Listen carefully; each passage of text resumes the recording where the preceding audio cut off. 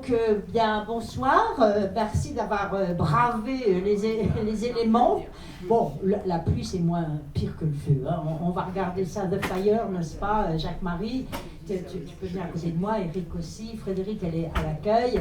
Donc, je suis très heureuse de vous retrouver ce soir. Ça va encore se remplir, normalement, pas tout à fait pleine.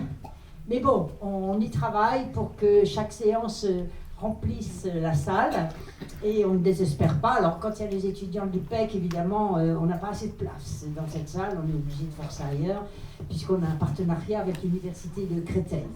Donc le cercle cinéphile, il s'est transformé, il est devenu une association le 28 juin dernier, parce qu'en 2 ans, on a réuni près de 3000 personnes et nos amis qui venaient avaient envie d'avoir l'association, donc on l'a créée. Alors maintenant, c'est pas le tout, il faut partager, y compris le travail, n'est-ce pas?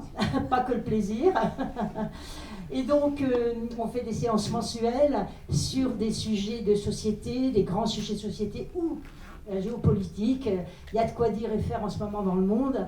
Et on fait des conférences assorties de projections qui permettent à cette occasion de faire découvrir les grands maîtres du cinéma, de la cinématographie mondiale ou des jeunes talents émergents dans certains pays. Alors je ne vais pas tout vous citer, mais évidemment nous avons fait des films d'Europe, mais aussi des États-Unis, bien sûr. Comment éviter le cinéma américain, n'est-ce pas? Impossible, c'est le plus grand, certainement. Japonais aussi, évidemment. Et puis, en Asie, et ça émerge beaucoup. Il y a la Corée, que tout le monde connaît, mais pas seulement. Hein. En Inde, en Chine et ailleurs. Et puis l'Afrique, puisque moi j'avais un festival de cinéma africain. On a gardé, bien sûr, l'Afrique à notre programme, 1 ou 2 fois par an. Ça dépend. Là, il y a plein de choses aussi à dire. Ce sera la prochaine séance du 22 novembre. Quo Vadis Africa, pour reprendre un titre célèbre de Melville Leroy sur Rome.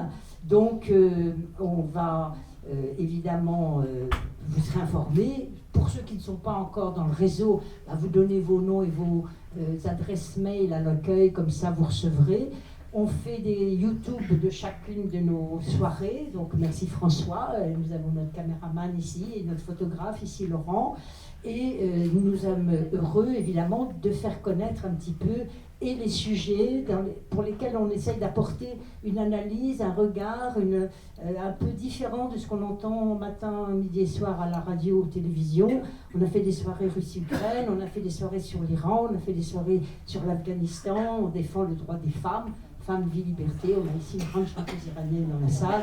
Bon, voilà, on essaye d'apporter évidemment du grain à moudre au débat public sur des beaux sujets, avec quand même une arrière-pensée. Hein. Nous voulons faire connaître le monde et contribuer à le changer.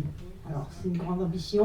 Moi, ça fait, avec Philippe Herzog, ça fait 50, 60 ans peut-être qu'on la porte, cette ambition. On ne se décourage pas, hein, et pourtant, il y aurait de quoi. Et puis, surtout, on va passer le temps qui nous reste à essayer de le changer. Hein, voilà. Donc, ce soir, c'est une soirée particulière. Les volcans. Les volcans, alors, témoins de la Terre active, mais je dirais aussi l'avenir de la planète, parce que les volcans vont infléchir, évidemment, l'avenir de notre planète. Tu nous en diras un mot, Jacques-Marie, je vais vous le présenter dans 2 secondes. Mais aussi l'avenir des sociétés, parce qu'à ma forte surprise, on en avait discuté ensemble. Est-ce qu'on titre sur l'avenir de la planète ou sur l'avenir de nos sociétés? J'aurais dû mettre les 2. Pourquoi? Je suis allée distribuer des tracts. Eh oui, comme quand j'étais jeune, à l'Institut de géographie. Et je donne mes petits flyers aux étudiants qui me disent « Ah ben non, nous, ça ne nous intéresse pas, nous, on travaille sur les sociétés, géographie. Hein. » Je dis « Ah bon, parce que vous pensez que les volcans n'ont pas d'incidence sur les sociétés ?» Alors on a discuté.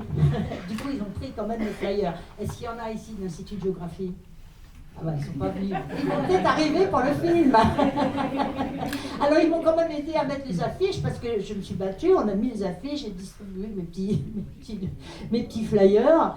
Et puis, je suis allée, tu vas venir Solène à côté de moi, à l'Institut, à la Société géologique de France, devant laquelle d'ailleurs Jacques-Marie intervient souvent. Viens Solène, tu vas dire 2 mots. Là j'ai fait une très belle rencontre, Solène, voilà. Donc ils ont des locaux formidables, une bibliothèque grandiose. Alors il y a du Jacques-Marie Bartin, une des plus belles du monde. Alors voilà, j'ai fait ça aussi, puis je suis allée à l'océanographie, je me suis dit, les océans, ça devrait les intéresser, les volcans. Mais non, ça s'est transformé en une salle privée, ils louent des salles, c'est tout. Ils ne font plus rien d'autre pour l'instant. Mais on va réanimer tout ce quartier là, sur ces beaux sujets. Et alors pourquoi les volcans? Encore deux mots avant de passer la parole à Solène et puis à Jacques-Marie qui va embrayer. C'est que j'ai vu, on est très cinéphile dans la famille, et on adore Werner Herzog. C'est pas de la famille, moi je m'appelle Claude Herzog, c'est Philippe Herzog, il y en a d'autres qui s'appelaient Maurice. Et puis, évidemment, je découvre le Requiem pour Katia et Maurice Kraft. Qui l'a vu? Alors, époustouflant. Alors je me dis, mais c'est quelque chose qu'il faut absolument montrer, quoi. Enfin bon, c'est quoi cette histoire de volcan? Puis ces gens qui font le tour comme ça des volcans dans le monde entier. Et puis il est passé une deuxième fois, Arte, il est passé 2 fois. En fait, je l'ai vu la deuxième fois. Et je me suis dit, bon, ben là, cette fois-ci, ça y est, j'y vais. Mais il faut savoir que le film n'est encore jamais sorti en salle. Et ils sont en train. Il a trouvé un producteur, c'est Pyramide Film, ce sont aussi des partenaires du Cercle Cinéphile. Et ils vont le projeter certainement en fin d'année avec la participation de Werner lui-même. Donc c'est sympa. Alors ils me disent, ah bah oui, mais ça nous embête de te le passer, parce que nous on va le passer à Paris. Bah, je lui dis, bah, tu m'associeras, mais là, bon, je vais pas te piquer ton public, il n'y a pas de souci, on va faire ça au studio des Ursulines. Et ils ont accepté. Donc vous avez là le film en avant-première. En France, donc je suis très contente. Et je me suis dit, mais pour introduire un tel sujet, moi qui n'y connais rien, il me faut le Haroun Taziev de l'époque. Et j'ai trouvé Jacques-Marie Bardintsev. Alors vous avez remarqué, Taziev, Bardintsev, il faut s'appeler en F, sinon on ne peut pas être volcanologue. Et donc je l'appelle, je lui envoie un mail, et le lendemain, Jacques-Marie m'a répondu que qu'est-ce que c'est ce truc? Oui, d'accord, dites-moi en plus, et puis pourquoi pas. Et voilà, il est là avec sa compagne ou sa femme, je ne sais pas où elle est, là. Voilà, donc merci d'être là aussi. Et donc on a un petit peu échangé, et c'était très. Qui a connu les Kraft. Et toi aussi, parce que j'ai vu une photo avec. Ah bah oui, bien sûr. Non, mais toi, c'est normal, c'est ça que tu veux me dire. Voilà, vous n'êtes pas volcanologue? Non. Bon. Mais j'aime bien. Ah. Ouf. Et donc, c'est une vie trépidante, si j'ai bien compris, une vie difficile, mais en même temps très utile. Puisque en dehors de la beauté des volcans et des éruptions volcaniques et tout, il y a des conséquences beaucoup sur la Terre elle-même, sur la vie humaine. Et ces gens-là, si j'ose dire, ont permis d'éviter des millions de morts, il faut le dire, grâce à la popularisation de leurs travaux, de leurs images, de leurs films, parce qu'ils sont volcanologues, ils sont réalisateurs de volcanologie. Il a fait un film donc, qui s'appelle, attends, j'avais mis sur mon petit papier,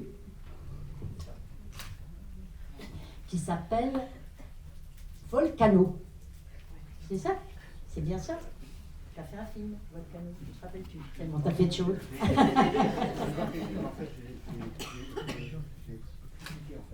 Ah, tu l'as critiqué? Critiqué positivement. Ah. Voilà, bon. Voilà, donc j'ai proposé, alors je vais lui passer la parole, il va vous faire une conférence, mais juste avant, je voudrais saluer Solène. Donc Solène de Gardien, c'est ça, ton nom de famille. C'est Solène, c'est devenu Solène, une belle rencontre à la bibliothèque, la plus belle du monde, donc qu'on a là à 500 mètres d'ici, moins. Voilà. Et donc elle va nous dire un petit mot sur cet institut géologique de France, à quoi il sert, enfin en quelques lignes.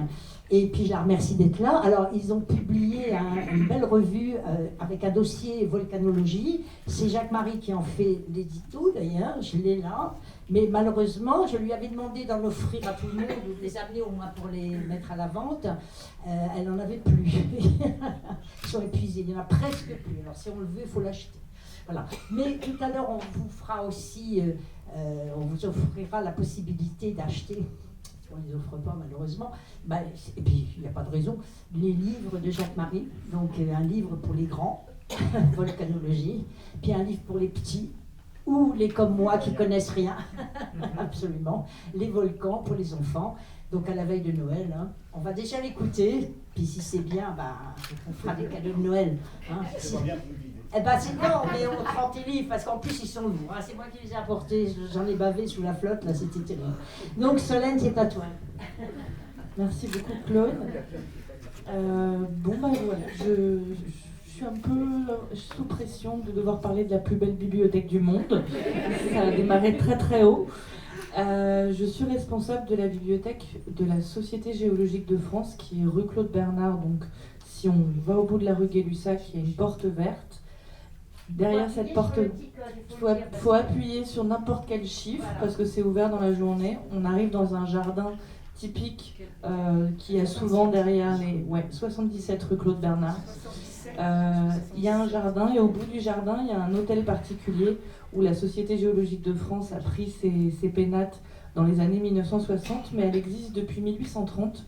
C'est une des plus anciennes sociétés savantes de France, la Société de géographie un peu plus ancienne. Et c'est la deuxième plus ancienne société géologique au monde. Et en fait, sa particularité, c'est que tous les membres, tous les gens qui s'intéressaient, que ce soit des professeurs, des amateurs, des professionnels, des gens qui travaillaient dans les mines, devenaient membres de la Société géologique de France et donnaient leurs publications tous les ans à cette bibliothèque. Tout ce qu'ils avaient publié. Donc on a des ouvrages, effectivement beaucoup du 19e, mais aussi beaucoup de dons. Le plus vieux livre qu'on ait, c'est un livre du XVIe siècle, absolument magnifique, sur les techniques d'extraction de métaux en Allemagne. Voilà. Quoi dire d'autre? La Société géologique de France, je suis la bibliothécaire, donc j'ai toujours envie de parler de livres, donc je vais me calmer. C'est une association loi de 1901, dont la mission est de promouvoir les géosciences au travers d'événements. Donc on a des grands congrès, des journées de vulgarisation, des journées techniques. On a des publications sur tout un tas de sujets. On a 2 périodiques en particulier, 2 journaux, dont une revue qui s'appelle Géochronique, justement celle dont on vient de parler, qui traite de tout, absolument tous les sujets. Ça peut être les volcans, ça peut être les océans, ça peut être des choses très très précises sur les Pyrénées, sur le Maroc. Et on a une autre revue qui s'appelle Géologue et qui elle est plus dirigée, le public est plutôt des professionnels ou des gens qui s'intéressent aux problématiques de société, par exemple l'environnement, l'énergie. On organise des réunions mensuelles aussi pour sensibiliser les gens sur les sujets dont on entend parfois parler, l'hydrogène naturel, le lithium, où il y a eu une enquête récemment, voilà. Et puis justement, on essaye de continuer à promouvoir le sol, le sous-sol, et puis effectivement tout le patrimoine qui va avec. Et Jacques Marie est très présent dans notre bibliothèque. Et puis j'espère qu'on continuera à voir ces ouvrages à l'avenir. Voilà. J'ai un mandat à la SGF depuis 86. Voilà. Donc, un mandat. Alors, non, je suis correspondant, je prends un petit mandat. Alors Solène, je t'invite aussi à faire du cinéma, projeter des films, et on le fera peut-être en partenariat, hein, puisque j'en profite. Ils ont un beau lieu, et donc et pourquoi pas, un de ces 4, organiser une petite délégation à la Société géologique de France avec ceux qui en ont envie. J'aime bien aussi faire ça pour faire connaître un petit peu nos instituts. Je vais donner la parole à Jacques-Marie, donc j'ai dit quelques mots sur lui. Il est aussi professeur des universités, bien sûr. Il travaille avec l'université de Saclay. J'avais fait des belles slides, mais on n'ose plus les changer parce qu'on va avoir celle de Jacques-Marie. Mais on a donc le logo, le partenariat de la Société géologique de France et l'université de Saclay. Donc un grand merci. Et puis il va nous familiariser avec ce sujet qui nous donnera peut-être envie d'acheter Volcanologie, en tout cas sûrement le livre pour les enfants. C'est à toi, Jacques-Marie. On va aller t'écouter. Merci Claude pour tout ce que tu as dit, merci à vous 3 de présenter la soirée. C'est un immense honneur d'être là, parce que effectivement, vous avez bien compris que les vedettes de la soirée, c'est Katia et Maurice Kraft, que j'ai très bien connus, ma femme Isabelle aussi, qui étaient très populaires. Donc ils ont fait aimer les volcans aux Français. Et donc on va d'abord introduire le sujet sur les volcans. Donc moi je m'appelle Jacques-Marie Bardanzev, je suis professeur émérite à l'université Paris-Saclay. Là j'ai mis quelques sites web que vous trouverez sur les flyers qui ont été distribués. Notamment j'anime un blog qui s'appelle Volcan Mania, dans lequel bien sûr j'ai annoncé la soirée de ce soir qui a lieu ici. Ça a été donc annoncé dans Volcan Mania. Alors, on va parler des volcans pour introduire le film qui aura lieu juste après, dans une grosse demi-heure. Et d'abord, parler de la Terre. Donc la Terre, on la connaît bien, même si on n'est jamais allé au centre. Elle ressemble à un œuf, avec un noyau qui est le jaune de l'œuf, avec un manteau qui est le blanc de l'œuf, et autour une fragile coquille qu'on appelle la croûte, mais qu'on préfère appeler la lithosphère, c'est-à-dire la sphère de pierre. Et cette lithosphère, elle bouge un petit peu par rapport à ce qu'il y a en dessous, à des vitesses de quelques centimètres par an, une vitesse géologique. Mais en bougeant, elle se fragmente et elle forme des plaques qui sont mobiles les unes par rapport aux autres. Donc c'est ce qu'on voit ici. Voilà les principales plaques du globe. Il y en a une douzaine à peu près, qui bougent les unes par rapport aux autres. Les flèches indiquent si elles se rapprochent ou si elles s'écartent. Les chiffres, c'est les vitesses en centimètres par an. Et bien sûr, un géologue curieux et ou un volcanologue curieux ira de référence aux frontières de plaques. Par exemple, en Islande. Par exemple, en Éthiopie. Parce que c'est là que ça se passe. C'est aux frontières de plaques qu'ont lieu les plus gros séismes, les plus grosses éruptions volcaniques, que s'ouvrent les océans, que surgissent les montagnes. Alors, on va ensemble faire un peu le tour du monde des volcans, voir un peu comment ça se passe. J'ai fait de nombreuses expéditions sur les volcans. Quand je pars sur un volcan, mes amis me disent « À quoi ça sert? Les volcans sont tous pareils. » Et je leur réponds « Les volcans sont comme nous les humains, nous sommes tous pareils vus de loin. » Donc c'est le cas ici, la soixantaine de personnes qui sont ici, donc nous sommes tous pareils vus de loin, mais plus on se rapproche, plus on zoome, plus on est différent, ce qui fait le charme de chacun. Ben, les volcans, c'est pareil.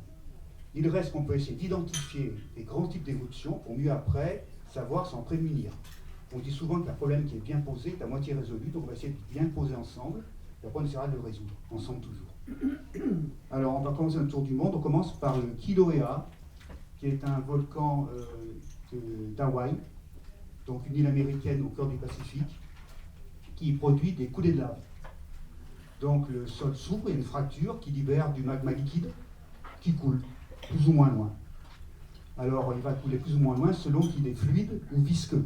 Donc c'est des termes importants en volcanologie, la fluidité, la viscosité, et on comprend aussi que la viscosité elle dépend de différents paramètres, de la température, plus c'est chaud, plus c'est fluide, mais également de la composition chimique. Donc un volcanologue curieux va prendre un thermomètre pour mesurer la température de cette coulée de lave, et va prendre un appareil pour en prélever une partie pour l'analyser. Ça veut dire que s'il y a parmi vous des parents, des grands-parents ou des tantes et oncles qui ont des enfants ou neveux ou nièces qui voudraient être volcanologues, il faut faire de la physique et de la chimie de l'intérieur du globe. Donc premier type, c'est des coulées de lave qui vont plus ou moins loin en fonction de leur viscosité, de leur fluidité. Donc là c'est une coulée qui est très fluide, qu'on appelle une coulée pas oi-oi en hawaïen, ce qui veut dire une coulée qui est fluide, qui va loin. Alors bien différente est cette coulée de lave qui est au mont Cameroun, qui est très visqueuse. Vous voyez que la surface est déjà en train de se solidifier, qui est hérissée d'épines et qui est très épaisse, elle est plus haute que cette salle. Et on voit à gauche, en vert, un bananier en train de brûler, qui donne l'échelle.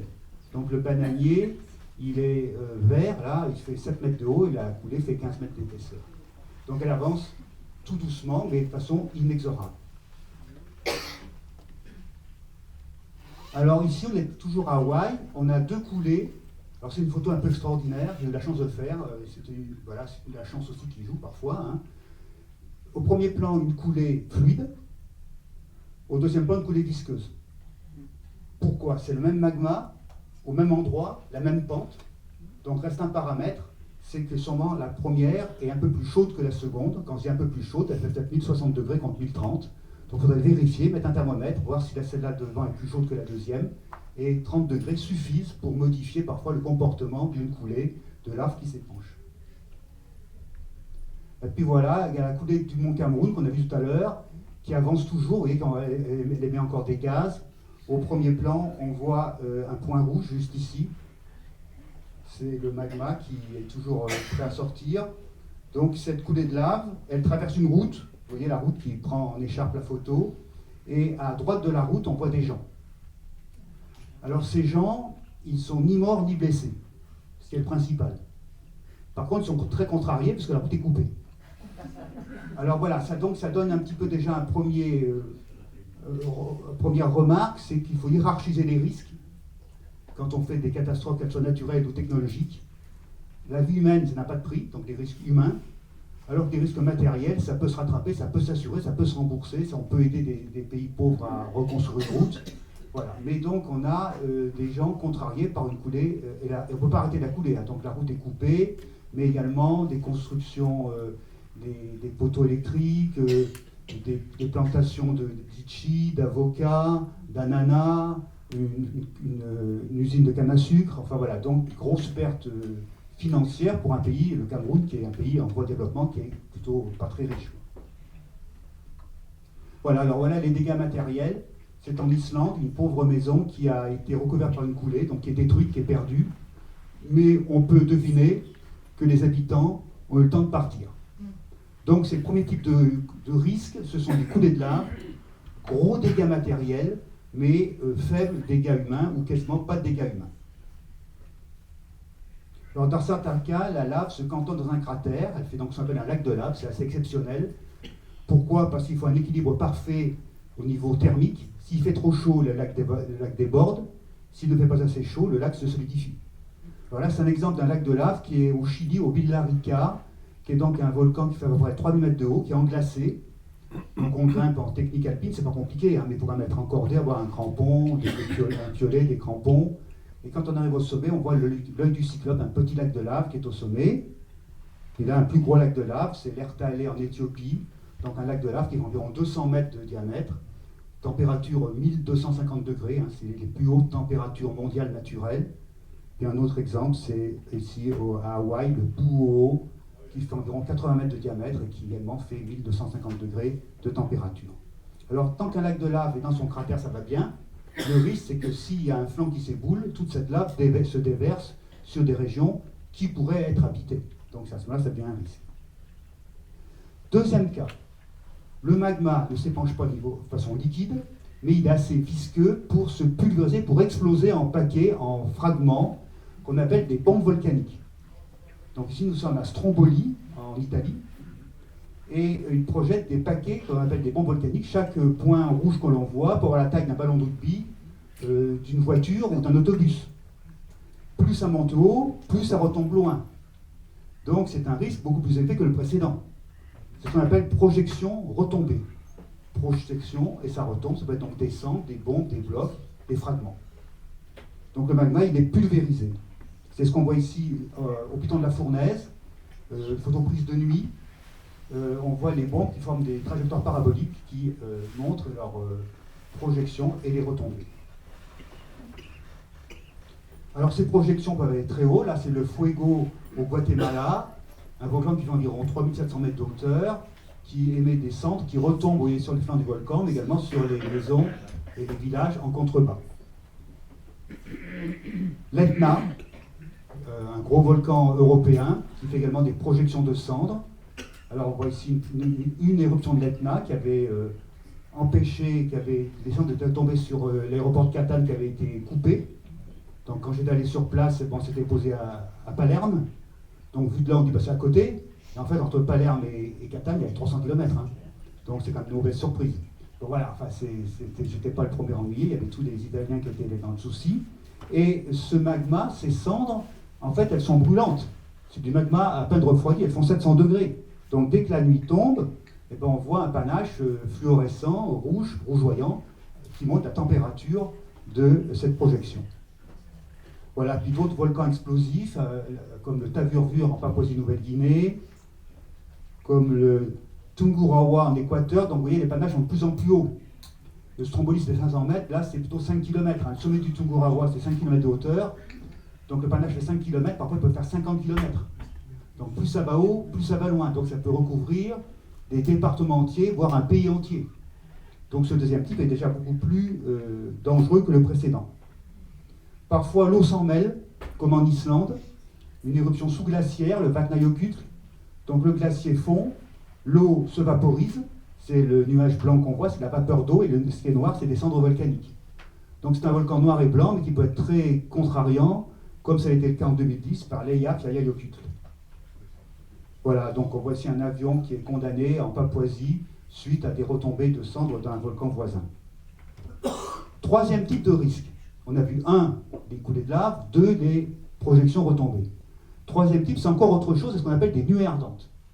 Retenez bien ce nom, c'est malheureusement un nom qui va être important dans le film qui va suivre. C'est un nuage de gaz brûlant qui déferle sur les flancs du volcan à des vitesses de plusieurs centaines de kilomètres à l'heure, des températures de plusieurs centaines de degrés. Donc là, cette nuée ardente qui vient vers nous, il est clair, c'est au Mont Saint-Helens, aux États-Unis. Il est clair que toute fuite est illusoire. Donc une seule réponse, l'évacuation préalable. Donc, danger, alors on est passé une coulée de lave, pas très dangereux, projection retombée plus dangereux, nuée ardente, extrêmement dangereux.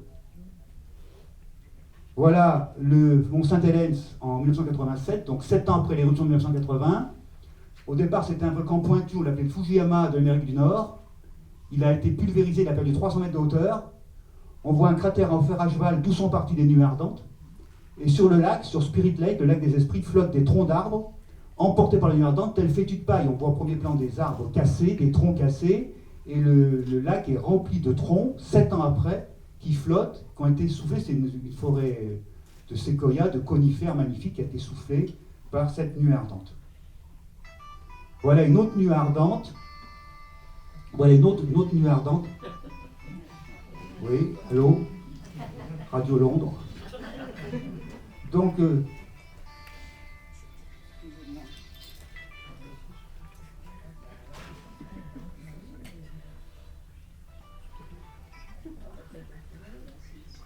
ok. Voilà, donc voilà une autre nuée ardente, prise de profil. C'est le volcan Sinabung en Indonésie, à Sumatra, qui déferle le long du flanc du volcan. Alors voilà une forêt à Saint-Vincent aux Antilles, après le passage d'une nuée ardente. Donc c'était une forêt luxuriante, avec des fougères géantes, des orchidées, des vanillés, des fleurs, des fruits. Voilà ce qui reste. Alors, parenthèse, cette photo, je l'ai prise avec Katia Kraft. Elle a fait la même photo à côté de moi, on est ensemble à Saint-Vincent, c'était en 1979. Et voilà une autre vue, c'est Plymouth, la capitale de Montserrat, après une nuée ardente, donc c'est une ville fantôme qui a été bien sûr évacuée. 8000 personnes ont été évacuées parce que sinon ils seraient morts brûlés par la nuée ardente. Et la montagne Pelée, donc volcan français comme la Réunion tout à l'heure, en Martinique, qui est la référence en nuée ardente, parce qu'elle a fait une nuée ardente catastrophique en 1902. Et quand on parle de nuée ardente, on parle souvent de volcan péléen ou d'éruption péléenne. Alors, quatrième type, ce sont les gaz volcaniques qui peuvent brûler, qui peuvent asphyxier. Alors, ces gaz peuvent accompagner les trois premiers types. Ils peuvent, à eux seuls, être un risque. Comme ici, au Kamchatka russe, le volcan Mitnovski, qui libère des gaz de soufre, qui sont un peu jaunâtres. Donc, c'est des gaz dangereux. Donc là, je vais passer. Et l'exemple mortel, c'est le lac Nyos au Cameroun, qui est un lac de cratère, qui a libéré en 1986 du gaz carbonique qui a asphyxié 1700 personnes pendant leur sommeil. Alors ça, c'est des risques primaires. C'est le volcan qui tue, c'est le volcan qui détruit. Coulée de lave, projection retombée, nuée ardente, gaz. Mais il peut y avoir des risques secondaires, qui sont des risques dérivés dans le temps ou dans l'espace. Si parmi vous certains ont fait du secourisme, quand on fait du secourisme, on apprend d'abord, quand il y a un accident, à éviter le suraccident. Un accident peut en entraîner un autre. Pareil pour un phénomène volcanique. Prenons un exemple. Un volcan intertropical qui fait une éruption de type numéro 2. Donc beaucoup de cendres retombent sur les flancs du volcan en position instable. Nous sommes en milieu intertropical, donc arrive la saison des pluies. Mousson, typhon, cyclone, ouragan. Donc beaucoup d'eau sur beaucoup de cendres, c'est beaucoup de boue. Et cette boue, elle dégouline jusqu'à des régions habitées. Donc là, c'est une photo que j'ai faite d'hélicoptère au Pinatubo, aux Philippines. Donc on voit des coulées boueuses les unes sur les autres, qui prennent des belles formes fractales, mais c'est néanmoins extrêmement dangereux. Et en contrebas, voilà la ville de Bacolor, qui est sous la boue. C'est une mare de boue, on voit des dépôt lunaire. Les maisons ont de la boue jusqu'au toit, et seule l'église émerge encore du village. Et ça, c'est en 95, 4 ans après l'éruption majeure. À chaque saison des pluies, il y a des coulées boueuses, qu'on appelle des lahars, un terme indonésien, et je pense qu'on en parlera également dans le film qui suivra. Autre risque, le sixième, donc dérivé dans le temps, comme les lahars, ce sont les instabilités.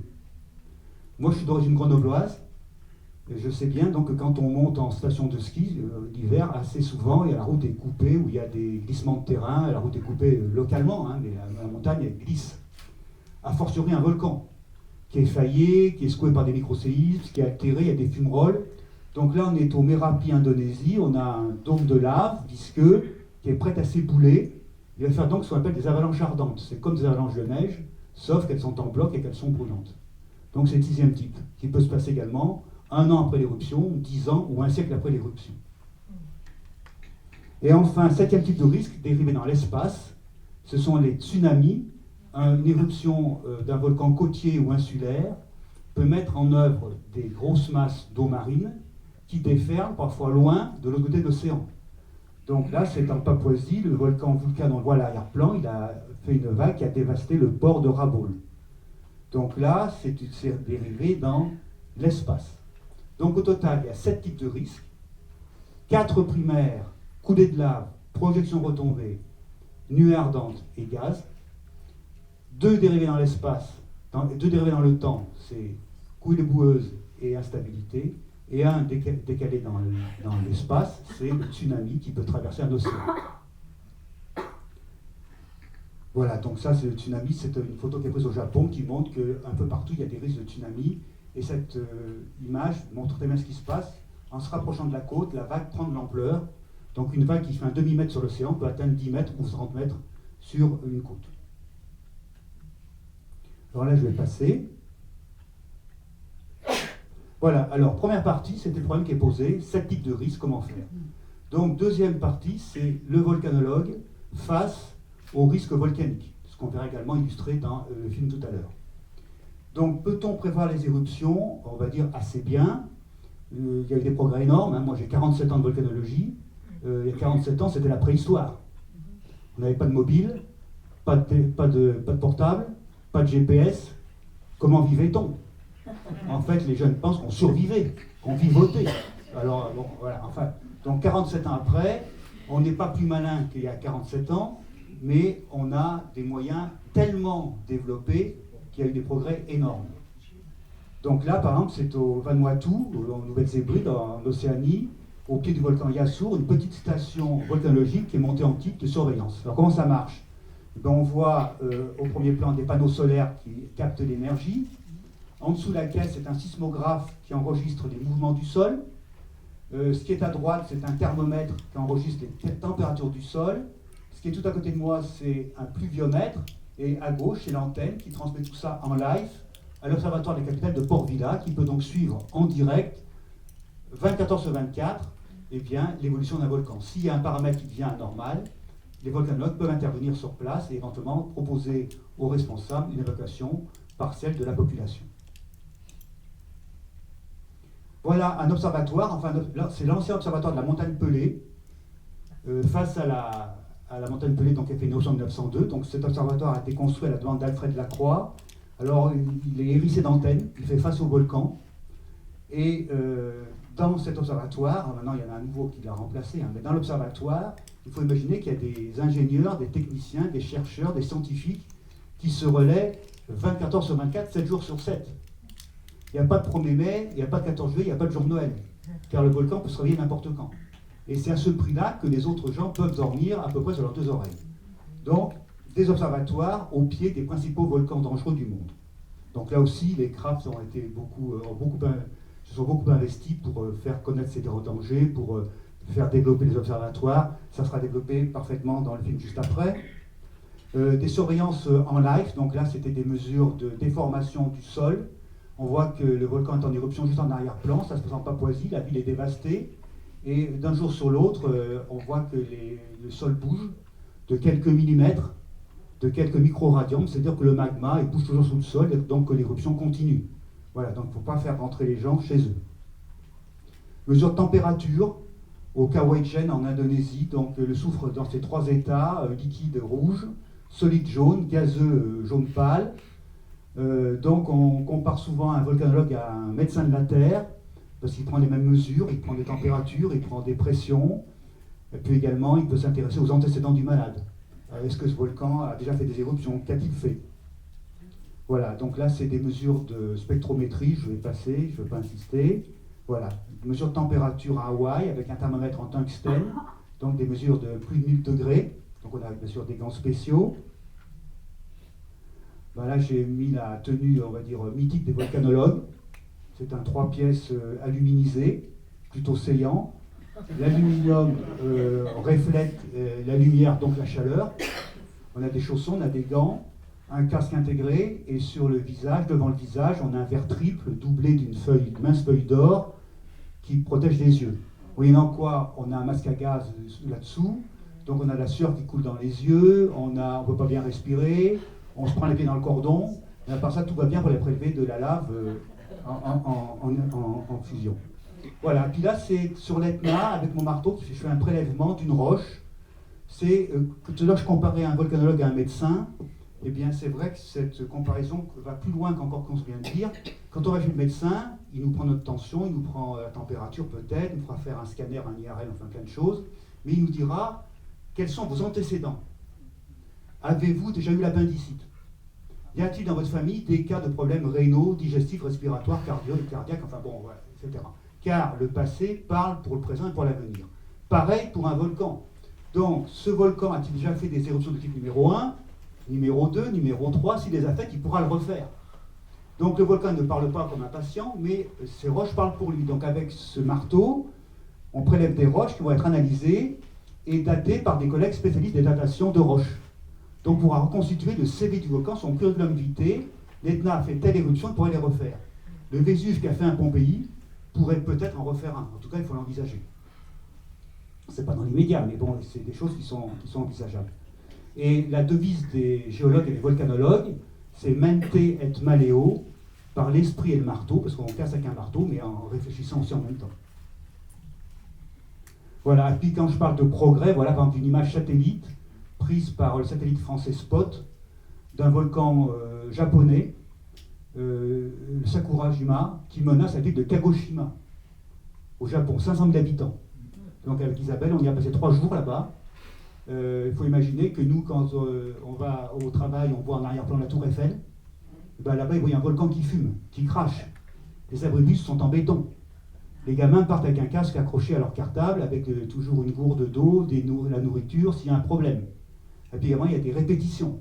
Parce qu'il y a une éruption majeure en 1914 qui pourrait se reproduire. Donc il y a des répétitions, on évacue la ville, on voit ce qu'on peut faire. Donc c'est tout ce qui est répétition, comme il y a en France pour les accidents, les incendies ou le terrorisme, ben là c'est pour les risques naturels, séismes et volcans. Et puis quand il y a une crise, eh bien sûr, tous les moyens sont mis en œuvre par le pays concerné, donc l'armée, la gendarmerie, la police, le SAMU, les équipes d'urgence qui vont soigner les asphyxies, les brûlures, les œdèmes, les obstructions de voies digestives ou respiratoires. Là, on est à Zaferana Etna, au pied de l'Etna en éruption, donc les carabiniers coupent la route, et la Croix-Rouge n'est prête à intervenir s'il y avait des blessés. Troisième partie, qui est une conclusion. Ce volcan, donc, on lui a dit beaucoup de mal de lui, il est dangereux, il tue, il détruit, il casse, bon bref, il n'a rien pour lui. Or, tous les pays qui ont des volcans le déifient. Comme ici en Indonésie, on voit plein de drapeaux indonésiens qui est blanc et rouge, une procession en l'honneur du dieu volcan. Le volcan qui est sinusible serait-il aussi utile? Point d'interrogation. Alors la réponse est oui. Donc pareil, on en parlera dans le film tout à l'heure. Pourquoi est-il utile? Parce que déjà, il crée des territoires, il agrandit un territoire. Là, c'est une éruption qui a lieu à Montserrat. On voit qu'après l'éruption, l'île a grandi. Actuellement, il y a en Islande des éruptions à répétition. Et on dit, pauvres Islandais, ils ont des volcans, comment y vit-on? Ils répondent, les Islandais, oui, on a des volcans, mais pas de volcans, pas d'Islande. L'Islande a été faite par les volcans. Donc, il faut voir que les volcans, ils ont construit notre maison, construit notre habitation. Alors, bien sûr, c'est des voisins encombrants, mais toutes les îles volcaniques où il fait bon vivre, que ce soit les Antilles, la Réunion, Tahiti, Hawaï, les Galapagos, l'île de Pâques, c'est des îles construites par les volcans. En plus, ces territoires sont fertiles. Pourquoi? Parce que les retombées contiennent beaucoup d'oligo-éléments, du magnésium, du potassium, du phosphore, et également c'est renouvelé. Tous les siècles, il y a un saupoudrage, alors qui dans un premier temps détruit, qui dans un deuxième temps enrichi le sol. Là, on est au pied du volcan Sikurai à Java. Vous voyez, on a des rizières, des bananeraies qui sont... On a parfois 3 cultures par an de riz en Indonésie contre une seule en Inde. Donc le paysan javanais qui a du bon sens, il dit oui, certes, le volcan est une fois par an, mais il me nourrit tous les jours. Alors là, je vais passer un peu vite sur la suite. Donc on va dire également volcan et habitat. Là, c'est des troglodytes en Turquie dans des cendres volcaniques soudées. Orcival en Auvergne. Donc ceux qui connaissent l'Auvergne, s'il y a des Auvergnats parmi vous, des sympathisants auvergnats comme je suis, eh bien, les villes sont souvent grises ou noires, car construites en pierre volcanique, Aurillac, Saint-Flour. Là, c'est Orcival. Voilà, je passe. Volcan et minerais. Nous sommes en Indonésie, au Kawaïdjen, où un jeune extrait du soufre. Là, il porte 80 kg sur son dos, qui sort du cratère. Donc, il va revendre ça dans la vallée pour faire des allumettes. Voilà, donc c'est à quelqu'un, c'est un demi-dieu parce qu'il défie le dragon quelque part. La géothermie. Alors l'énergie, c'est un grand sujet, hein, la présidente l'a dit, qui est un sujet dont vous avez souvent déjà pas mal parlé. Beaucoup d'énergies sont en perte de vitesse, hein, les hydrocarbures, le nucléaire. Donc tout ce qui va remplacer, tout ce qui va pouvoir les remplacer, enfin quand je dis en perte de vitesse, je veux dire par là, vraiment parce qu'elles vont manquer, soit parce qu'elles ont des défauts. Donc toute énergie qui pourrait les remplacer, qui sont renouvelables et si possible pas polluantes, sont recherchées. Donc la géothermie, c'est une voie, alors c'est pas la panacée, mais on pourra en discuter lors du débat. C'est peut-être en partie un début de solution. Là, c'est une centrale en Islande, à Nejabekir. Et puis de la géothermie au thermalisme. Donc toujours en Islande, le Blue Lagoon, une centrale déverse de l'eau chaude dans un lieu qui est devenu un lieu où les gens vont se baigner. C'est le Blue Lagoon, c'est un peu un aqualand naturel. Alors les plus courageux se mettent de la boue verte sur les joues parce que c'est bon pour la peau. Le soufre est bon pour la peau et pour les maladies de la respiratoire et de la peau également. Et puis volcan et beauté, donc voilà quelques images de volcans, un lac de cratère qui n'est pas retouché par Photoshop, hein, naturel, c'est le Moutnovski au Kamchatka russe, l'Ertalé, enfin Talol en Éthiopie, la chaussée des géants en Irlande du Nord.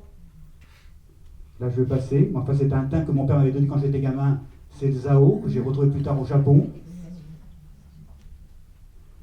Volcans et écosystèmes, donc les îles créées par les volcans après sont peuplées d'abord par des graines, par des végétaux, des mousses, des lichens, des plantes à fleurs, puis des insectes, puis des oiseaux, puis des vertébrés, comme ces iguanes marins aux Galapagos qui se chauffent au soleil sur une roche basaltique. Volcan et vie de tous les jours. Donc ça c'est un petit tableau que j'ai ramené d'Équateur qui montre une famille avec les parents et les enfants, les animaux domestiques, la vigogne, et à l'arrière-plan le chimborazo qui est souriant malgré tout. Bon, un petit peu un sourire énigmatique, mais on leur dirait on vous enlève le volcan, ils diraient non.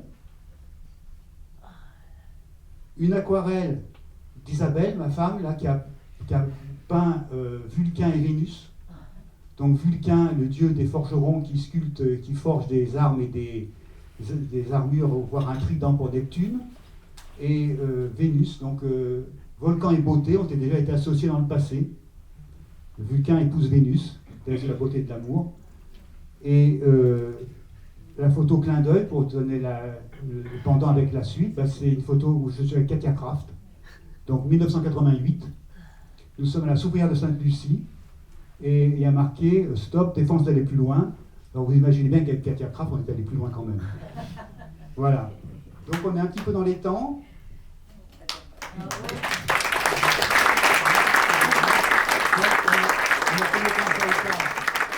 droit à 2-3 questions, mais c'est des questions sur les volcans, sachant que les questions sur le couple Kraft viendront après la projection. Il y aura un débat pour ceux qui veulent sur un peu les Kraft qu'on a bien connus les uns les autres.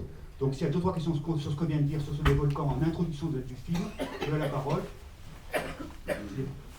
Oui. Ça marche pas. Hein. Bon. Alors, attends. Ah, il faut peut-être l'ouvrir. Oui. Alors, qui a levé son doigt là? Merci. De quelle profondeur proviennent les matières que crache le volcan? Alors, elles se forment, ces matières se forment à peu près à moins 100 km, ce qui n'est pas très profond. Le rayon de la Terre, c'est 6400 km. Là, moins 100 km, c'est Paris-Orléans. Donc, c'est assez superficiel. Ce magma, il se forme à moins 100 km, il monte à moins 30 km dans les champs magmatiques, et après il sort. Voilà, donc c'est un petit trajet, mais quand même 100 km. Et comme bien sûr on ne voit pas ce qui se passe à 100 km, tout ça on le sait par des calculs, des observations chimiques et physiques. Oui, bonsoir. Bonsoir. De quelle sorte d'éruption a été faite Pompéi, le volcan? Alors justement, c'est ces nuées ardentes qui sont catastrophiques, donc il y a différentes références. Donc Pompéi en 79 après Jésus-Christ, donc c'est Vésuve qui fait une nuée ardente. C'est la montagne Pelée en 1902 qui fait une nuée ardente et qui tue 28 000 personnes en 90 secondes. Et puis on verra, c'est aussi une nuée ardente qui a tué nos amis Kraft aussi. Voilà, donc c'est le type numéro 3, de loin le plus dangereux. Alors, moi j'ai aussi une question.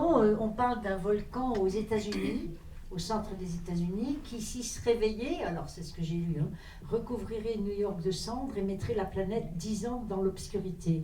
Est-ce que c'est... Oui, alors c'est vrai mais peu probable, mais c'est pas zéro. Il faut savoir qu'une éruption dramatique, donc quand vous parlez, c'est en fait le volcan, c'est Yellowstone. Il est dans le Wyoming. C'est un volcan dont le cratère fait 80 km de diamètre. Mais il est tellement grand qu'il ne se voit pas. Il est allé également au ciel d'Isabelle, il est tellement immense qu'on ne s'en rend pas compte. Et il a fait une éruption énorme il y a 700 000 ans. Bon, alors si elle se reproduisait, effectivement, on a modélisé tout ça, on avait fait une émission avec M6 et Mac Lesguy il y a quelques années. On va dire les États-Unis seraient sous la cendre. Il y aurait tellement de poussière dans l'atmosphère qu'on perdrait 10 degrés de température. Donc Anvers et Hambourg seraient pris par les glaces. Ça serait une catastrophe écologique. Il faut comprendre qu'une super éruption, c'est une éruption qui est 1000 fois plus importante qu'une éruption normale, donc aussi elle est également 1000 fois plus rare. Et si elle se reproduisait, effectivement, c'est ce qui se passerait, là ça serait peut-être pas la fin du monde, ça serait vraiment une catastrophe majeure, mais on va dire elle a une intensité énorme, mais une probabilité faible, voilà, mais qui n'est pas nulle. Dans 700 000 ans, quoi. 700 000 ans, plus ou moins 700 000. D'accord, Voilà. c'est pas nous, mais quand même l'humanité est concernée. 700 000, plus ou moins 700 000, ça peut être aussi dans 1000 ans, dans 1 an, dans 5 ans. Hein. Ça peut se réveiller assez vite, mais pas demain. Quoi, voilà. Pas dans un an. Pas dans l'année. Alors moi, c'est une question pour compléter celle que vous m'avez posée. Est-ce que c'est ça le pire scénario qu'on peut imaginer pour un volcan à l'échelle humaine, ou il peut y avoir encore pire dans ce qui est imaginé? Oui, les super éruptions, c'est ce qu'il y a de pire. Alors, disons, pour faire un petit peu de technique, moi, mes étudiants, je leur dis, 1 km3, c'est une grosse éruption. Quand une éruption produit 1 km3 de matériaux, c'est une grosse éruption. 1 km3, c'est un cube d'un kilomètre de côté. Donc, imaginez qu'un cube d'un kilomètre de côté tombe sur Paris, vous avez un râteau, vous pouvez ratisser sur toute l'Île-de-France facilement, voire peut-être encore plus. Après, des éruptions plus importantes, comme le Pinatubo dont j'ai parlé, c'est 10 km3. Le Santorin, dont on n'a pas parlé, c'est 100 km3. Et les super éruptions, c'est entre 1000 et 10 000 km3.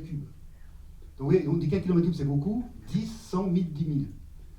Donc c'est vraiment, ça a été le cas à Yellowstone. On va dire il y a une dizaine de super volcans repérés sur la planète. La plus grosse éruption, c'est celle de Toba à Sumatra. Donc là, c'est un cratère qui fait 100 km par 30. Vous également, j'ai vu qu'il est rempli par un lac, mais quand on voit Toba, on voit un lac, on croit que c'est une mer. En fait, c'est un cratère. Il y a eu une éruption majeure il y a 75 000 ans, et on pense que l'humanité a été réduite peut-être à 3000 personnes, et que nous serions tous descendus de 3000 personnes. Alors c'est une hypothèse, mais génétique, c'est que on est tellement proches génétiquement les uns des autres qu'on pense qu'il y a eu un goulet d'étranglement il y a à peu près 3000 ans, qui correspond à l'éruption de Toba, à 3000 ans, non, à 3000 personnes il y a 75 000 ans, qui correspond à l'éruption de Toba, qui correspondrait à l'éruption de Toba. Alors, oui. Et alors ta passion pour les volcans, elle vient de où et pourquoi? Parce qu'on a plutôt tendance à fuir ce truc-là. Oui, je n'ai pas d'explication précise. Simplement, je suis toujours fasciné par la planète Terre, par les minéraux, par les roches, par les fossiles. Donc moi, je suis grenoblois, donc avec mon grand-père, je parcourais un petit peu les montagnes autour de Grenoble pour ramasser des ammonites ou des géodes de quartz. Puis c'est vrai qu'après, quand on fait de la géologie, c'est souvent des vieilles roches. On se rend compte que les volcans, ils projettent des roches toutes récentes. Donc quand je vais faire des conférences parfois en primaire ou en maternelle, ça m'arrive, les jeunes ils disent « ouais, la géologie c'est vieux, tout est vieux, les roches sont vieilles, les villes sont vieux, les profs sont vieux. » Les géologues ne sont pas plus vieux ni moins vieux que les Français moyens, c'est pareil, il y a une gaussienne, tout le monde, c'est la même pour tout le monde. Mais par contre, actuellement, je peux vous dire qu'il y a une éruption à Hawaï et que la roche qui en sort est plus jeune que vous. Vous avez 4 ans, vous avez 6 ans, mais il y a des roches qui ont 1 jour. Donc toutes les roches ne sont pas vieilles. Voilà, donc si vous voulez, dans le domaine de la géologie, où il y a plusieurs matières, hein, on peut faire des roches, des minéraux, des fossiles, des océans, la géophysique. Pour moi, la volcanologie, c'était le top. Et donc, étudier les volcans, c'est à la fois faire un côté sport et aventure, apprendre, voir, en prendre plein les yeux. Voilà, c'est pour ça que j'ai été fasciné. Et j'ai eu la chance de réaliser à peu près ce que j'avais envie, ma passion, quoi. On va peut-être en rester là pour l'instant. Encore une question, Une là. dernière question. Oui, bon, j'étais ton ancien étudiant et tu m'as emmené sur le terrain, mais est-ce que tu peux nous dire quelques mots sur nos volcans métropolitains de la chaîne des Puys? Oui, alors effectivement, ces volcans métropolitains et ces volcans d'Auvergne, tout à l'heure j'ai fait une petite allusion à l'Auvergne. Donc les volcans d'Auvergne, j'y vais chaque année. J'y passe à peu près une semaine à 10 jours. Ce qui fait que de toute ma vie, j'ai passé un an de ma vie en Auvergne, alors que je ne suis pas auvergnat, donc je revendique le titre du plus auvergnat des non-auvergnats. Alors, avant que quelqu'un me dispute dans la salle, peut-être, mais je le revendique, parce que c'est des volcans hyper intéressants et très variés. Alors, tu fais allusion à la chaîne des Puys, qui est une province, mais en fait, il y a 17 provinces en Auvergne, et en fait, ça dépasse l'Auvergne. C'est des volcans qui vont jusqu'au Cap d'Agde, donc en Méditerranée, jusque dans la vallée du Rhône, jusque dans le Charolais. 17 provinces, certaines récentes, comme la chaîne des Puys, certaines anciennes, comme le Cantal.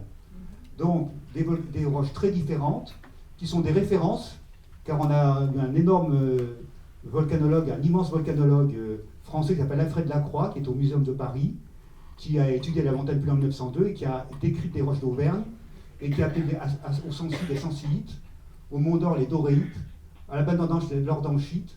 Et donc, tous les gens qui viennent, les historiens qui viennent, ils veulent voir ces roches qui ont été décrites par Alfred Lacroix. Donc j'ai emmené en Auvergne des Japonais, des Danois, des Allemands, des Américains, des Bulgares, qui voulaient voir la vraie Sancy, ou la vraie Dolomite du Puy-de-Dôme.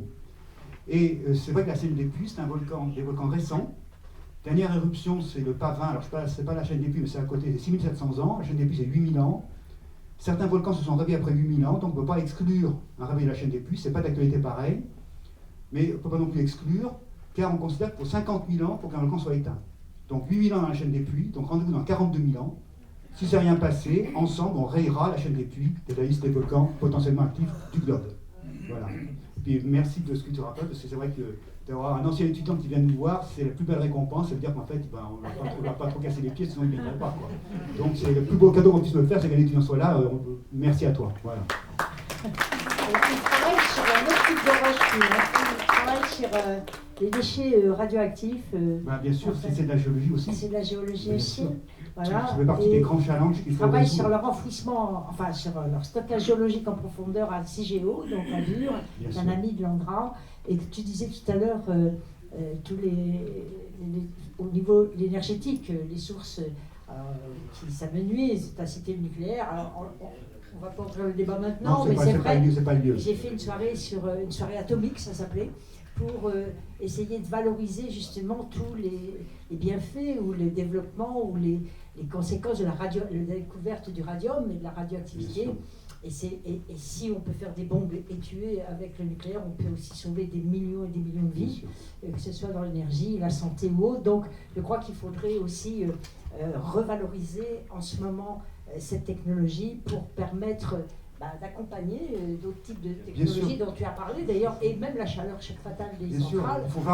il faut varier les énergies, aucune n'est bonne, aucune n'est mauvaise, et les varier, c'est envisager l'avenir. Voilà, sur ces mots bien sages, nous allons passer au film, et j'espère que ça va susciter des vocations. Il y a des jeunes ici, je ne sais pas, peut-être une question à vous poser. Vous faites quel genre d'études? Vous êtes des étudiants, je suppose. Vous êtes... Non. Des jeunes travailleurs, des étudiants. Quel type d'études vous faites? Sans indiscrétion, oui. Alors, avec de la chance, je serai ingénieur géologue la semaine prochaine. Oh Voilà. Et donc ingénieur géologue dans des spécialités autres que la volcanologie, mais je souhaite reprendre des études et faire le master de Clermont-Ferrand à l'UCA. D'accord, c'est bien. Pour intégrer la volcanologie. Voilà. Super, merci d'être venu ici. Voilà, donc c'est la volcanologie de demain, voilà, c'est Vous n'avez important. pas envie de nous dire un petit peu votre parcours, non? Non, c'est juste pour avoir l'échange, mieux se connaître, parce qu'on va se revoir, évidemment. On est en master de cinéma, du coup. Ah, c'est bien aussi. Bravo. Voilà, Voilà, bon, et ben écoutez, on va parler cinéma, justement. Si on pouvait mettre les autres slides, Olivier. Voilà, donc ça, c'est tous les pays ou les grandes régions du monde qu'on a déjà projetées. Évidemment, quand vous voyez, par exemple, Amérique, c'est aussi bien les États-Unis que l'Argentine ou le Brésil. Hein. On a fait des pays du nord et du sud de l'Amérique. L'Afrique, ils sont 54 pays, on a fait plein de pays différents. L'Europe, pareil. Par contre, les autres pays, on a commencé à découvrir Afghanistan. Palestine et Israël, c'est des sujets compliqués, n'est-ce pas? Mais on ose, nous, ici, aborder les sujets difficiles. Pareil pour Russie-Ukraine. Et puis, voilà, on a fait également le Japon, bien sûr, j'en ai déjà parlé. Et puis, la Bosnie-Herzégovine et l'Arménie, qui est un pays très cher à notre cœur. Et 2025, ce sera l'année de l'Arménie, en France d'ailleurs. Et on va essayer de vous offrir une soirée aux arènes de Vitesse, en plein air, avec exposition, film et chant arménien. Voilà. Mais on vous reparlera de tout ça, bien sûr, plus tard, puisque l'année prochaine, tout notre programme sera sous le signe de le rôle de la musique au cinéma, et même sur des sujets extrêmement difficiles comme combattre l'antisémitisme. On vous proposera une trilogie. On écoutera la musique qui a été jouée dans les camps nazis, etc. Donc la musique, et on démarrera par Ennio Morricone, que vous connaissez très certainement, le cinéaste là. Il a fait 500 musiques de films. C'est un des plus grands. Il est comparé maintenant à Mozart, à Beethoven, à Bach même. Donc c'est incroyable. Et effectivement, j'ai regardé son biopic, c'est époustouflant. C'est comme les Crafts, qu'on va voir immédiatement après. Donc ici, je voulais remercier l'Université de Saclay, la Société géologique de France. ASCPE, c'est ma société qui travaille justement sur l'avenir de l'énergie en Europe et avec un gros focus sur le nucléaire, vous l'aurez compris. Et puis OpenWeb, c'est notre association, donc pour ceux qui ne sont pas encore membres, adhérez, n'est-ce pas? Voilà. Ensuite, nous avons, on vient d'écouter Jacques-Marie, un grand merci, il reviendra nous répondre aux questions sur le film. Ensuite, vous avez le formidable film, alors vous allez voir ça, voilà, vous allez voir et découvrir, et sur un fond musical, parce que la QM, c'est Verdi, hein, c'est pas n'importe qui. Et puis, alors ça, c'est les livres qu'on va vous présenter tout à l'heure et que Jacques-Marie, dédicacera, si vous souhaitez qu'il les dédicace. Donc, un livre, elle fait un exposé, la petite fille, sur les volcans. Donc, je crois que, comme tu es la seule petite fille, on te l'offrira, le livre. Hein. Voilà. Elle l'a vu, là, ce sera pour toi. Il y aura même un petit mot du grand volcanologue Jacques-Marie Bardinsev. Tu pourras le dire à tes copines, elles vont être jalouses. Et puis alors la volcanologie, bien sûr, ça c'est pour ceux qui ont envie de rentrer un peu plus dans le sujet. Mais c'est bientôt Noël, vous pourrez l'offrir aussi. Hein. Voilà. Et puis ensuite, ça ce sera pour tout à l'heure. Voilà. Donc, Olivier, on peut faire partir le film. Bonne séance, bonne projection, à tout à l'heure.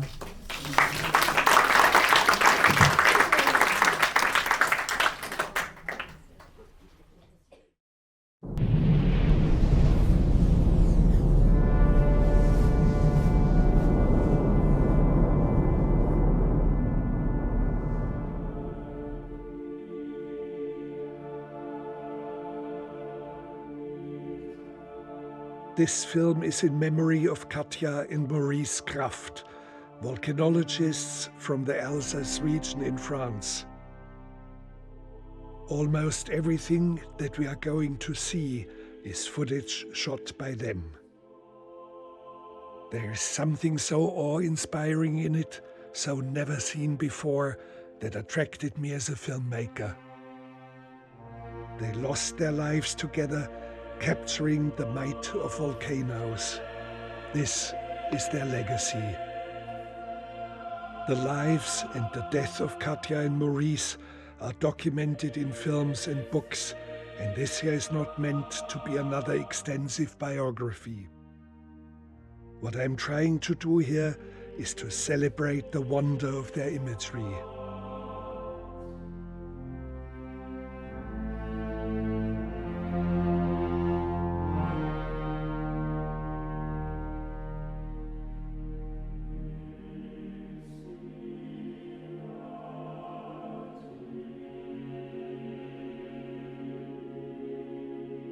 This year's Katja Kraft at a volcano in Iceland.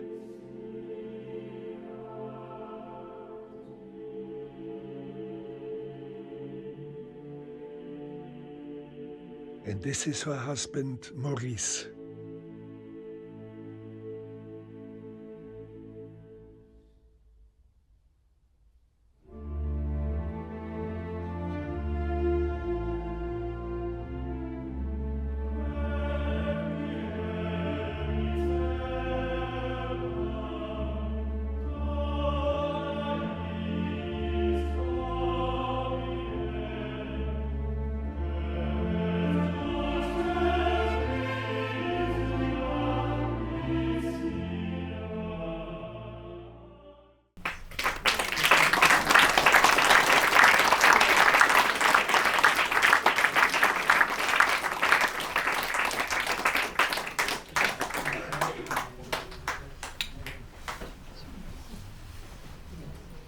Voilà, donc, écoutez, pas grand-chose à dire derrière tout ça, ou beaucoup de choses, mais bon, vous avez sans doute des questions sur la réalisation de ce film, déjà, les images de Werner, où est-ce qu'il les a récupérées, est-ce que la famille a tout envoyé, qu'est-ce qu'il a... Il a fait un film grandiose, donc peut-être des questions, peut-être quelques mots sur le film, Jacques-Marie. Oui, bien sûr, donc, je connaissais ce film, grande émotion de le revoir. C'est effectivement la principale réaction que j'ai, c'est vous dites qu'est-ce qu'ils sont jeunes. Il faut comprendre que c'est Katja et Maurice Kraft avaient à peu près 10 ans plus que moi. Donc pour moi c'était un peu des grands frères et des grandes sœurs. Et c'est vrai qu'ils étaient plus vieux que moi, quoi. Et puis il y a 30 ans de ça, donc moi j'ai pris 30 ans, eux ils n'ont pas pris une ride. Donc maintenant ils sont un peu l'âge plutôt de mes petits frères et mes petites sœurs. Et c'est un peu la revanche des gens qui meurent trop tôt, c'est qu'ils restent toujours jeunes. Est-ce qu'il y a des remarques ou est-ce qu'il y a des questions?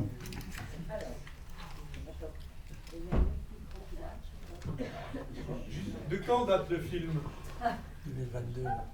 Il a 2 ou 3 ans, 2021-2022. Alors, je vais donner le micro et puis je Non, mais c'est pas grave. En fait, je suis une fan inconditionnelle de Maurice et Katja Kraft. J'ai leur DVD, Python de la Fondaise, Hawaï. Et ce qui m'a gêné dans le film, c'est qu'il les laisse pas parler. Parce que vraiment, quand il raconte, quand on entend Maurice Kraft raconter Hawaï, raconter Python de la Fournaise, il est tellement passionné, et là, je n'ai pas retrouvé l'émotion qu'il y avait dans les films de Maurice et Katja Kraft. Oui, enfin, ils mettent en introduction, ils disent qu'ils ne veulent pas faire une énième biographie des Kraft, c'est une vision qui est un peu artistique, qui fabrique quand même assez bien leur vie. C'est vrai que, bon, on peut... Tu vas voir, c'est vrai que quand on voyait Maurice en train de faire cuire ses œufs sur la lave à Hawaï, c'était bien aussi, mais bon, voilà, ça avait déjà été fait. Non, même quand il racontait le Mont Itzen... Oui, c'est un peu... Voilà, je comprends votre sentiment. Bon, c'est une vision, voilà, on va dire un romancier a tous les droits, un réalisateur aussi, voilà, il a pris cette option-là. Maintenant, après, on peut aimer, moins aimer, il y a plus, il y a moins. En tout cas, c'est une somme en plus, ça les rend vraiment ce que la presse immortelle, c'est que les DVD, ça passe, ça vient, ça disparaît, que ce film qui est sorti, il est parti d'un point certain temps, et puis s'il passe dans les salles, c'est vraiment un hommage énorme au Kraft qui le mérite largement. Mais comment se fait-il, avec toute leur expérience, qu'ils aient pris une position, à un endroit où ils risquaient d'être emportés? C'est ça que je ne comprends pas. Oui, bah c'est clair qu'ils allaient parfois trop loin, même souvent trop loin. Bon, ils ont fait les plus belles images, les plus belles photos. Alors on a vu dans le film, hein, c'est Katja qui faisait les photos et Maurice qui faisait les films. On a tous compris qu'on ne peut pas faire les deux à la fois. Hein. Ceux qui ont fait un peu des reportages en vacances, avoir une caméra, un caméscope et un appareil photo, on fait les deux mal. Donc il faut choisir l'un ou l'autre. Et ils ont fait des très belles images. Et c'est vrai qu'ils ont pris des risques, ils le savaient, ils n'étaient pas dupes. Là, on a bien vu dans ce Mont Zen, il y avait des coulées. Alors, le mot nuée ardente que j'ai utilisé, le numéro 3, en fait, comme c'est là, c'est anglais sous-titré, ça s'appelle des coulées pyroclastiques, c'est la même chose. Et en fait, le mot coulée est trompeur, c'est plutôt écoulement pyroclastique. Donc, pyroclastic flow, ou bien nuée ardente en français. Et c'est vrai que ce Mont Zen, donc, émettait des nuées ardentes depuis quelques jours, mais elles étaient bien repérées. Bon, ils ont calculé que sur une colline, ça pourrait se le faire, et puis la nuit ardente suivante a été 2 à 3 fois plus forte et plus violente. C'était pas envisageable. Donc on a bien compris dans ce film aussi que les Kraft prenaient des risques parfois importants, même en le sachant. Katia m'avait dit que quand il y avait des gros risques, ils se mettaient toujours tous les deux en disant comme ça, si on part, on prépare tous les deux à la fois. C'est ce qu'ils voulaient, on ne pouvait pas imaginer l'un sans l'autre. Ils auraient pu y passer avant, on l'a bien vu également dans ce film. Katia m'avait parlé du mont Augustine en Alaska, où une nuit ardente est passée à côté d'eux.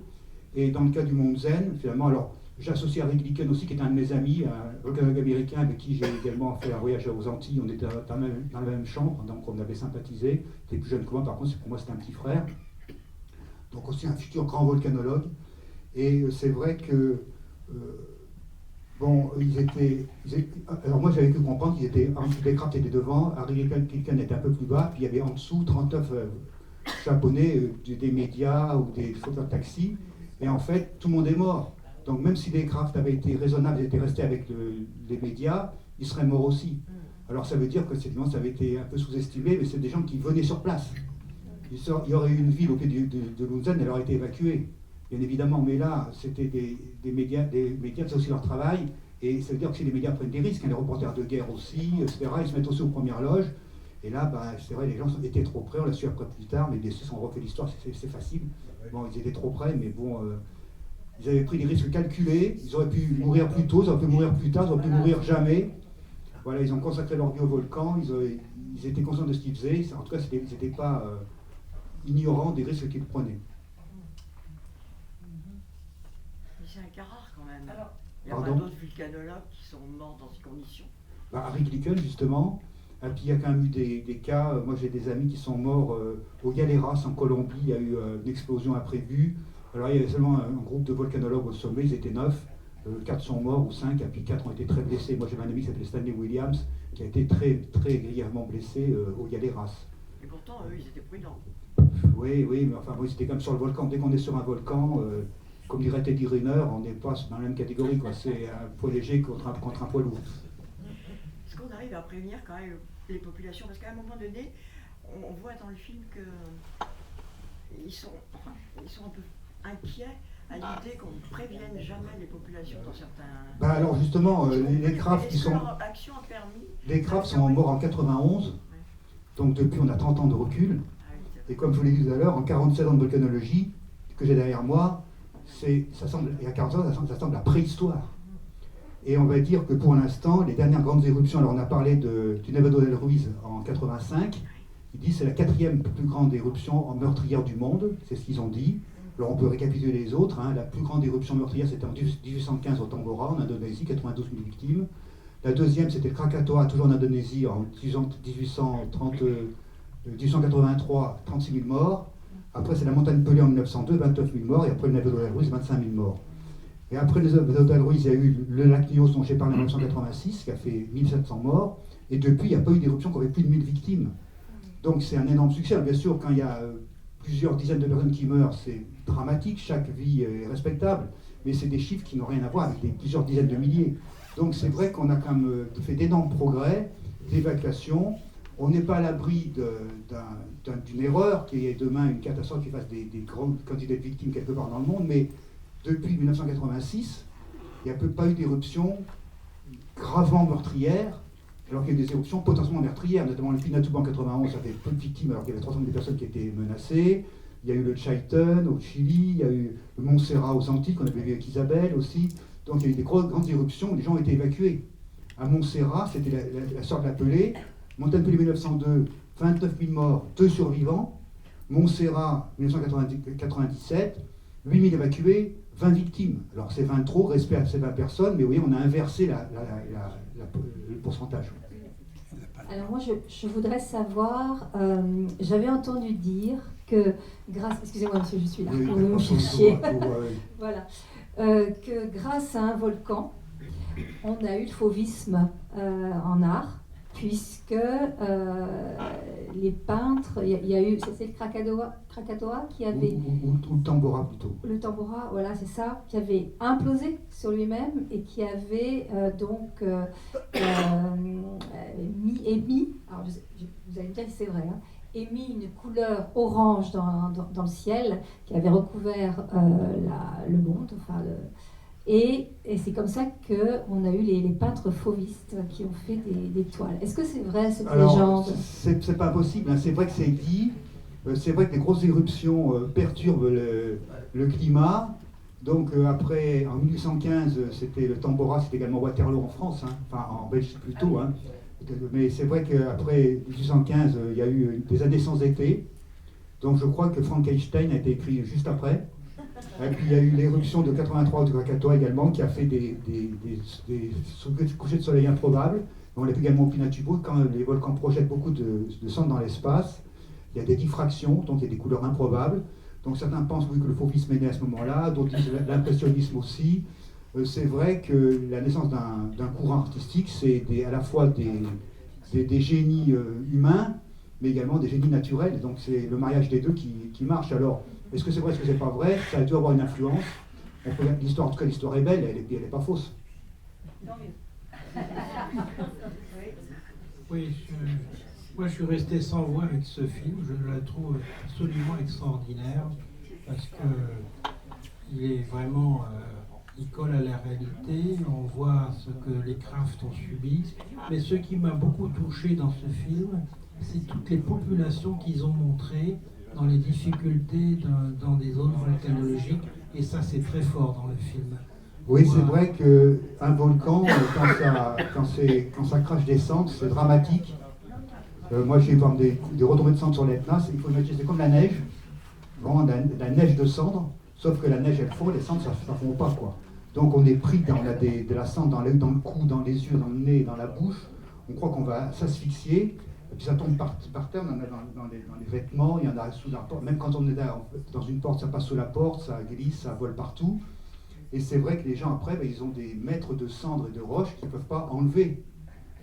Donc c'est vrai que quand il y a des inondations, l'eau s'en va, mais ou des chutes de neige, mais quand c'est des retombées de cendres, c'est du solide. Et donc quand on a plusieurs mètres de cendres sur des maisons, on peut à peine les dégager, quoi. Il y a des images très fortes de ces populations. Oui. C'est pour ça que c'est vrai que ce film a été très bien fait. Et c'est vrai que c'est des moments dramatiques pour les populations. Même si les gens sont sauvés, ils perdent tout, le bétail est mort parce qu'il est asphyxié, il ingère des cendres, donc il y a des hémorragies internes. Donc le bétail est détruit, les cultures sont détruites. Donc c'est des énormes catastrophes écologiques aussi également.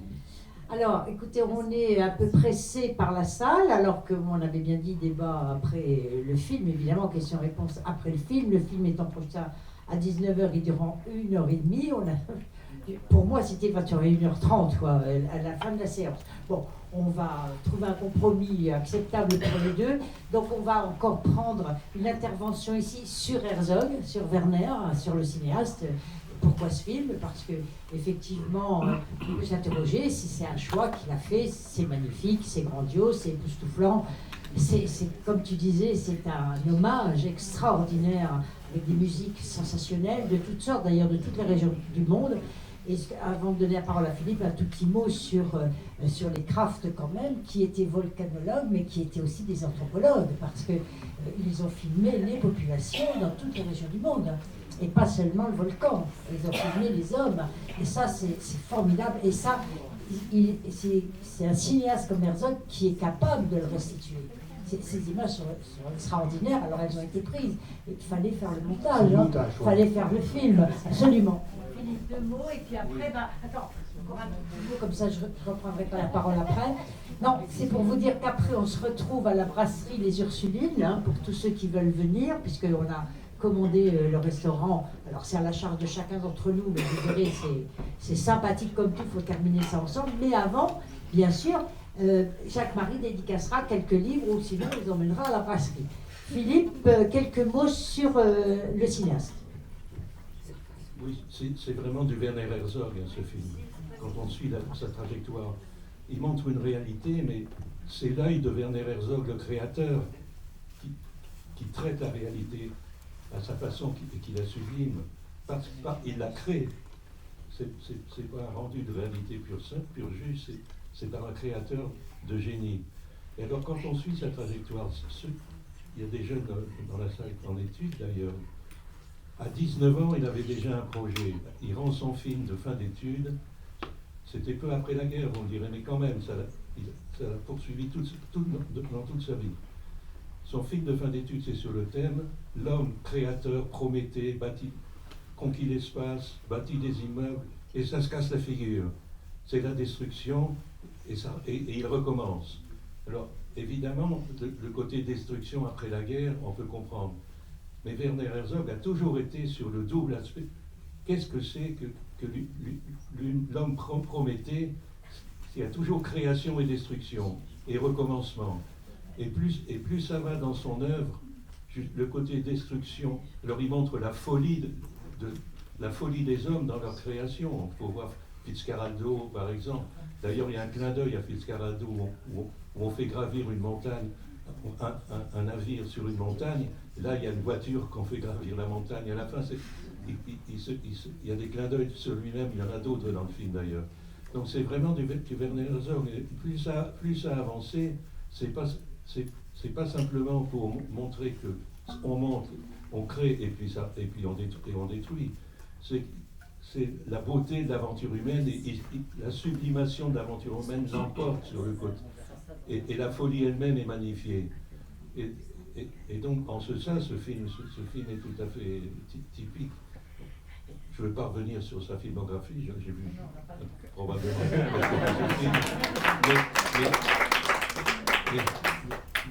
Mais j'ai dit l'essentiel. C'est vraiment un cinéaste à découvrir. C'est la nouvelle vague allemande d'après-guerre. Il a fait un tabac aux États-Unis parce qu'aux États-Unis, ils aiment bien la grandiosité aussi et les héros, entre parenthèses. Et puis, dernier mot, le film sur, je crois que c'est La Grotte Chauvet, la peinture rupestre vue par Werner Herzog, c'est pratiquement concomitant à ce film sur les volcans. Et c'est toujours du Werner Herzog. Voilà, on est allé visiter la Grotte Chauvet avec Christine. Effectivement, j'ai acheté le film de Werner Herzog, c'est époustouflant. C'est une autre vision des dessins, enfin des images murales. Donc c'est vraiment époustouflant. Alors, je vous donne rendez-vous devant la table de littérature. Jacques-Marie, toi tu te précipites là-bas. Et puis quand même le 22 novembre, alors ce sera une soirée extraordinaire, je l'ai dit tout à l'heure. Quo Vadis Africa, où vas-tu Afrique, avec un débat sur l'évolution des relations entre l'Europe et l'Afrique actuellement, et un film sur l'argent, la liberté, une histoire du franc CFA. Un très beau documentaire avec là aussi des images formidables et poétiques de Cathy Lenandiaï. Donc rendez-vous le 22 octobre, mais déjà rendez-vous à la brasserie. On va boire un verre.